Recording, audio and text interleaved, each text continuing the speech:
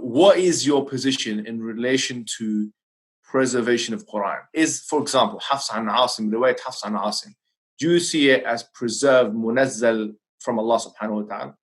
Every single student of knowledge knows, who studies ulum al-Quran, that the most difficult topics are Ahruf and Qiraat.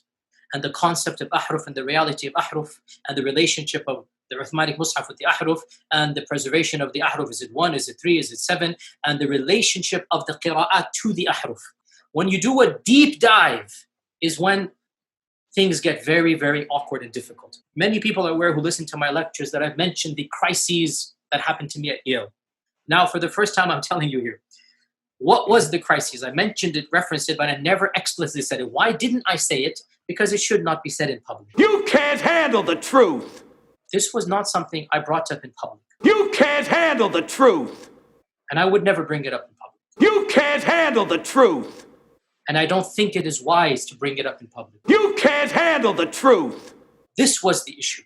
That the issue of Ahruf and preservation and Qiraat and relationships between them, these are very, very difficult issues. And the most advanced of our scholars, they're not quite fully certain how to solve all of the unanswered questions in there. I don't want to get into that issue. Okay, fine. Why do I not want to get to that issue? Here's the point. These issues should only be discussed amongst people who know what the Qiraat are. You can't handle the truth. What was the crisis? The crisis was very simple. And by the way, this is now a well-known open secret amongst many Muslim graduate students and academics around the world. And this is well-known. Traditional understandings of Ahruf and Qiraat cannot answer some of these pressing questions that are now being poked by our people outside of, by our academics, not our, by their academics outside of the faith tradition. In a Muslim environment, we'll press a little bit and then we'll say, okay, khalas, sami'na wa ata'na. And that's great, alhamdulillah.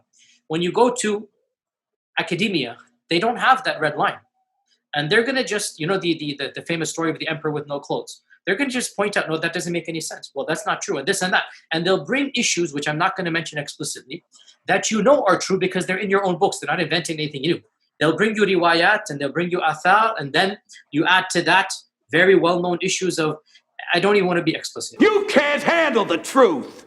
And it's very clear to you and to every single very advanced student and specialist that the standard narrative has holes in it. That's what I'm going to say. The standard narrative does not answer some very pressing questions. More and more professors and academics are writing stuff and they're bringing forth issues. Their level of now knowledge is leaps and bounds above what it used to be, 100 years ago, And by and large, our ulama in the Eastern world are not aware, by and large, of what's going on in the Western side of things. And they're not answering those questions in a manner that it needs to be answered. And this is something all of us that are in academia fully acknowledge. This issue of Ahruf and Qiraat has troubled the Ummah from the very beginning of times, nothing new. And there are 15 opinions about this. None of them fully answer all of the questions that are raised. Some of them answer more than others. So the issues of the relationship, of the origins, of the ikhtilaf and all of this should only be discussed amongst those who are familiar with this science. You can't handle the truth. I can't answer this question in a 20-minute interview, nor is it wise to do so, which is why I never brought this topic up myself. You will not find one lecture of mine about this issue. It should never be brought up in public. You can't handle the truth. This is not something you discuss amongst the masses, ya akhi. It's not wise. You don't understand Qiraat, let it be. You can't handle the truth. And that's why even when they accuse me, I didn't defend myself because I would rather people have doubt about me than the Quran. You can't handle the truth.